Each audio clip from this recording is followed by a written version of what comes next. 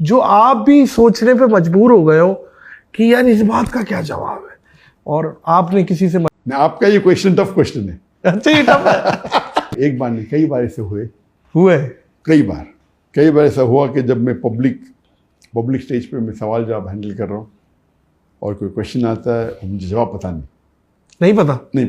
ऐसा नहीं हो सकता डॉक्टर साहब, हम तो कि मैं कल ही पढ़ा और आज किसने सवाल पूछा, तो अल्लाह की तरफ से। अगर 2 दिन पहले पूछता तो मुझे नहीं पता होता था। तो कौन सा कोई एक सवाल है, कई सवाल है। एक सवाल का मैं आपको एग्जांपल देता हूँ। हाँ, एक सवाल है, जो एक शख्स, उसका नाम है राहुल, जो दुबई के अंदर, जब मैं एक मेरी ऑडियंस जो मुंबई की ऑडियंस है अल्हम्दुलिल्लाह, क्योंकि उसमें कई गैर मुस्लिम होते थे और कई दीगर मज़ाहिब के लोग होते थे और इंटेलेक्चुअल होते थे, तो जो क्वेश्चंस बॉम्बे से आते वो सबसे मुश्किल टफ होते थे और सबसे जवाब जो निकलते थे अच्छे निकलते थे। टफ होता है क्वेश्चन तो और सोचने पड़ता है और जो अच्छे निकलते। तो मेरे हिसाब से Bombay was the best audience. Number 2 is Dubai. क्योंकि दुबई के अंदर भी माशाल्लाह मजमा 10,000, 15,000, 20,000, 30,000 होता था। और वहाँ एक एडवांटेज था जो बॉम्बे में नहीं था, वहाँ डिफरेंट नेशनल के लोग आते थे। बॉम्बे में भी आते थे लेकिन बहुत कम, इन परसेंटेज वाइज आते थे। अमेरिकन भी, यूरोपियन भी, आप देखेंगे कसर में। लेकिन जो परसेंटेज है दुबई में, क्योंकि दुबई के अंदर लोकल तो सिर्फ 11% है, इंडियन ही तकरीबन 35% है, फिर फॉरेनर्स है, American, European, white, black, yellow, brown, तो वैरायटी बहुत होती थी। तो एक शख्स का नाम था राहुल, मुझे याद है, क्लीन शेव, और वो कई सवाल पूछा। तो आप अगर मेरे वीडियो देखते होंगे आप पहचान लेंगे राहुल कौन है। और मेरे हिसाब से मुझे लगता था ये इंसान ईमानदार इंसान है। वो सवाल से पता चलता है, सवाल बड़े टफ हो, सवाल ट्रैपिंग हो सकता है, लेकिन सवाल से एक्सपीरियंस एक स्पीकर होता है, उससे पता चल सकता है क्या ये मुझे टांग खींचने के लिए आया है या बाकी सच जानना है, सच जानने के लिए। सही, और सच बोलेगा तो कबूल करेंगे। सही। कुछ लोग आते टांग खींचने के लिए, जवाब भी देंगे तो भी वो इस्लाम कबूल नहीं करेंगे। सही। तो इनने एक दिन मुझे सवाल किया कि, और वो कहता था कि उनकी तालीम हुई थी यूके में जो मैंने मैनेजमेंट में और इंजीनियरिंग या मैनेजमेंट कर रहा था, उसमें जो मैंने पढ़ा उससे ज़्यादा मैं इस्लाम के बारे में पढ़ा करता था। और कहा मुझे कि मैंने कई तफसीर पढ़ा कुरान की। जो सबसे पहला जो वर्स जो कुरान मजिद में नाजिल हुआ अल्लाह के रसूल को, वो जिब्रील अलैहिस्सलाम ने इकरा नाजिल किया। मेरा बिल्कुल सही, ऐसे मतलब सही है।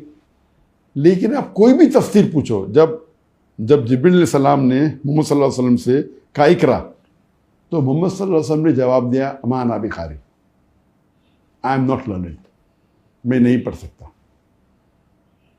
और फिर उन्होंने कहा अमा अना बिकारी।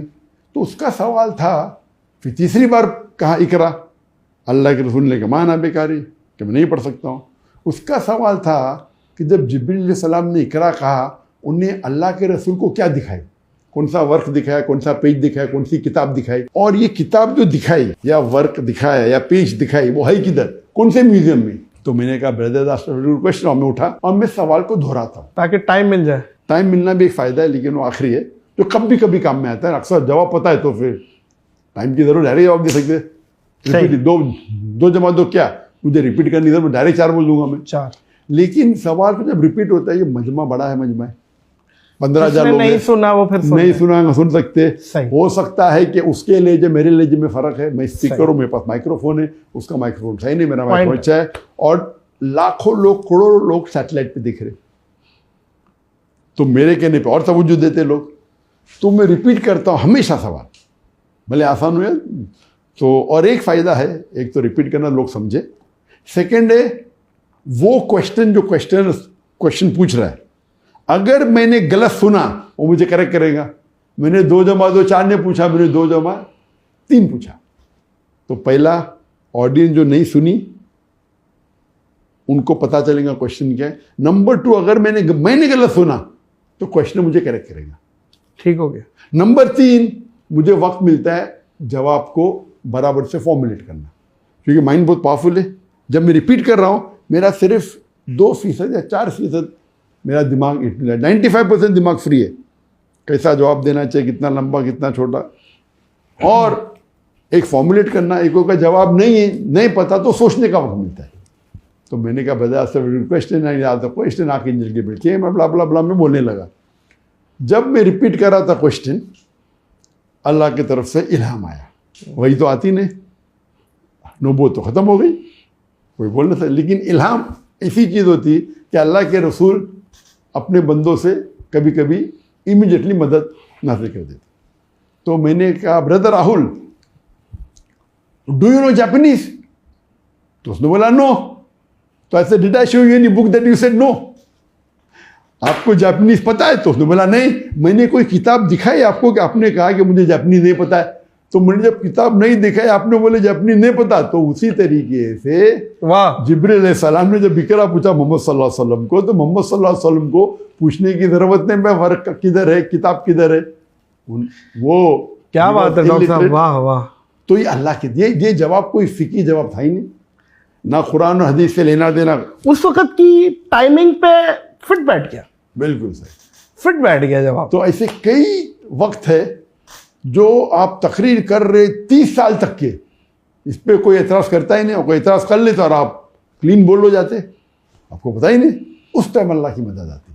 तो इसीलिए सवाल जवाब में सबसे ज़्यादा इंपॉर्टेंट अल्लाह की मदद। अल्लाह की आप कितने बड़े